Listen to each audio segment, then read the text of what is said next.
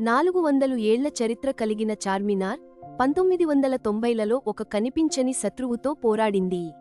అది యుద్ధం కాదు, భూకంపం కాదు, అది కాలుష్యం.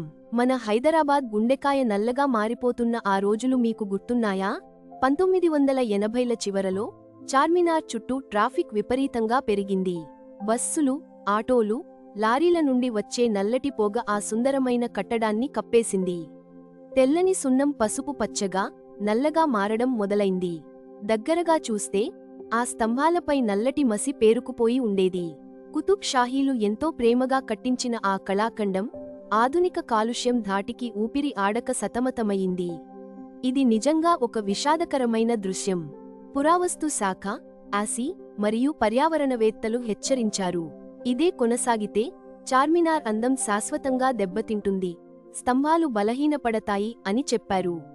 అప్పుడే ప్రభుత్వం ఉలిక్కిపడింది.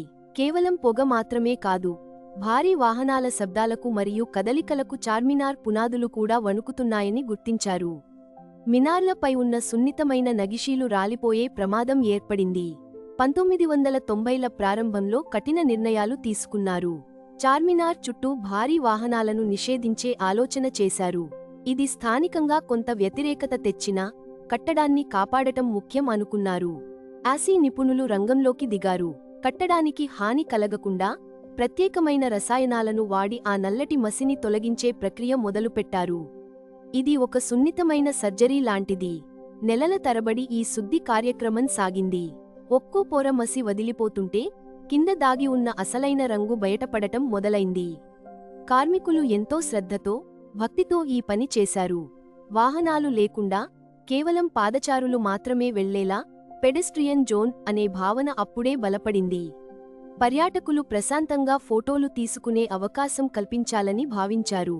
చార్మినార్ అంటే గుర్తొచ్చేది అక్కడ దొరికే ఇరానీ చాయ్ మరియు ఉస్మానియా బిస్కెట్లు. చాయ్ తాగుతూ ఆ అందమైన కట్టడాన్ని చూడటం హైదరాబాద్ ప్రజలకు ఒక అలవాటు. ఈ మార్పులు ఆ అనుభూతిని మరింత పెంచాయి. 1994 నుండి 95 నాటికి చార్మినార్ మళ్లీ మెరవడం మొదలైంది. దానిపై ఉన్న చిక్కుముడులు, పూల నగిషీలు స్పష్టంగా కనిపించాయి. కాలుష్యం అనే ముసుగు తొలగిపోయింది.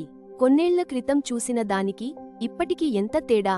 నల్లబడిన ఆ గోడలు ఇప్పుడు సున్నపు వెలుగుతో మెరుస్తున్నాయి. ఇది కేవలం శుభ్రం చేయడం కాదు, పునర్జన్మ ఇవ్వడం. హైదరాబాదీలు తమ చార్మినార్ను ఇలా చూసి మురిసిపోయారు. పర్యాటకుల సంఖ్య పెరిగింది. ఫోటోగ్రాఫర్లు మళ్లీ చార్మినార్ అందాలను బంధించడం మొదలుపెట్టారు. అయితే కాలుష్యం ముప్పు పూర్తిగా పోలేదు. 90లలో మొదలైన ఈ పోరాటం ఇప్పటికీ కొనసాగుతోంది. కానీ ఆనాడు తీసుకున్న చర్యలే ఈనాడు చార్మినార్ను నిలబెట్టాయి. శుభ్రపడిన తర్వాత రాత్రిపూట లైట్ల వెలుగులో చార్మినార్ ఒక స్వర్ణ సౌధంలా కనిపిస్తుంది. ఆ దృశ్యం చూస్తే మనసులోని అలజడి అంతా మాయమవుతుంది. చార్మినార్ పక్కనే ఉండే పండ్ల బండ్ల మీద తాజా పండ్లు, సీతాఫలాలు, ద్రాక్షలు నోరూరిస్తాయి. చరిత్రను ఆస్వాదిస్తూ ప్రకృతి ప్రసాదించిన పండ్లను తినడం ఒక గొప్ప అనుభవం. చార్మినార్ 4 స్తంభాలు నలుగురు మనుషులు కలిసే కూడలి. మతాలకు అతీతంగా అందరూ ప్రేమించే కట్టడం ఇది. దాని రక్షణ మనందరి బాధ్యత. 90ల నాటి ఈ కథ మనకు ఒక విషయానికి చెబుతుంది. మనం నిర్లక్ష్యం చేస్తే ఎంతటి గొప్ప కట్టడమైనా నాశనమవుతుంది. శ్రద్ధ తీసుకుంటే అది తరతరాలు నిలుస్తుంది. కాలానుగుణంగా ఎన్నో మార్పులు వచ్చినా చార్మినార్ మాత్రం గంభీరంగా నిలబడే ఉంది.